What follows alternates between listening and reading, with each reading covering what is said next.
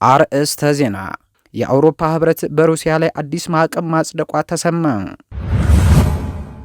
ኢትዮጵያ የውጭ ኢንቨስትመንት ለማሳደግ የቢዝነስ ዲፕሎማሲዋን ያጠናከረች መሆኑ ተገለጸ። ኬንያና ኢትዮጵያ የንግድ ኢንቨስትመንት ትብብራቸውን ሊያጠናክሩ ተስማሙ። የአትክልትና አበባ ምርት ላኪዎች $490 ሚሊዮን ገቢ አስገኙ።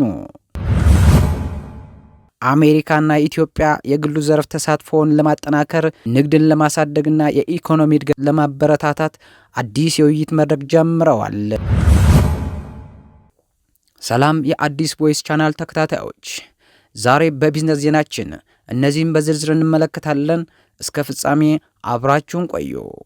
ወደ ቀዳሚው ዜና ስናልፍ ኢትዮጵያ የውጭ ኢንቨስትመንት ለማሳደግ የቢዝነስ ዲፕሎማሲዋን እያጠናከረች መሆኑ ተነገረ። የውጭ ጉዳይ ሚኒስቴር እንደገለጸው መንግስት ተጨማሪ የውጭ ቀጥታ ኢንቨስትመንት ለመሳብና ከዓለም አቀፍ አጋሮች ጋር የንግድ ግንኙነት ለማስፋት እየሰራ መሆኑን ገልጿል። ይህም ከቀጠሉት የኢኮኖሚ ማሻሻያዎች ጋር ተያይዞ የተነሳ ጉዳይ እንደሆነም ተገልጿል። ኬንያና ኢትዮጵያ የንግድ ኢንቨስትመንት ትብብራቸውን ሊያጠናክሩ ተስማሙ። ሁለቱ ሀገራት በንግድ፣ ቱሪዝም፣ ኃይል፣ ማኒፋክቸሪንግና መሰረተ ልማት ዘርፎች ትብብራቸውን ለማስፋት እየሰሩ መሆኑ ተገልጿል።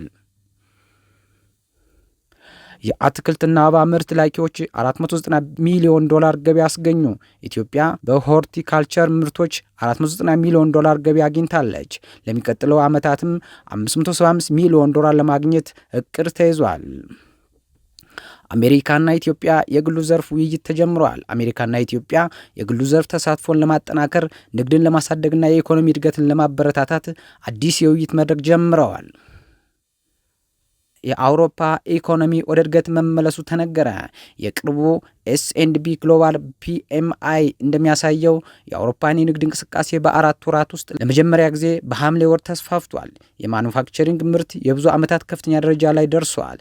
እንደ ሮይተርስ ዘገባ የፈረንሳይ ማዕከላዊ ባንክ ስለ አዲስ የአሜሪካ ታሪፍ ያስጠነቅቃል።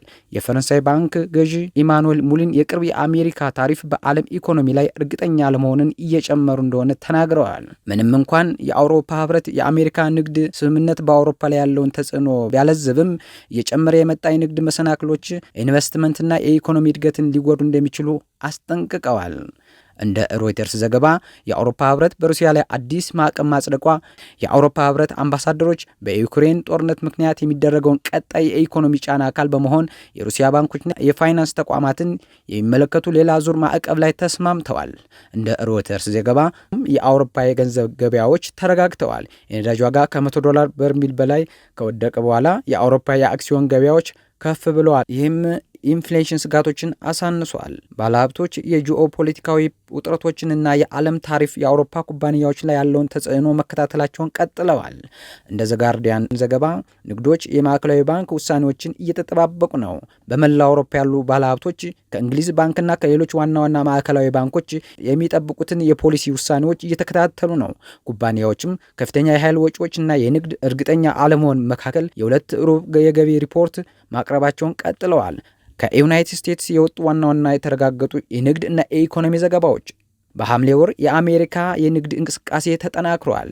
ኤስ&ፒ ግሎባል እንደዘገበው የአሜሪካ የንግድ እንቅስቃሴ በሐምሌ ወር ተፋጥኗል። የአገልግሎቶች ዘርፍ እድገቱን ዋና አንቀሳቃሽ ኃይል ሲሆን በይፋ የዓለም ዋንጫና በነጻነት ቀን በዓል ወቅት የሸማቾች ወጪ መጨመር አስችሏል።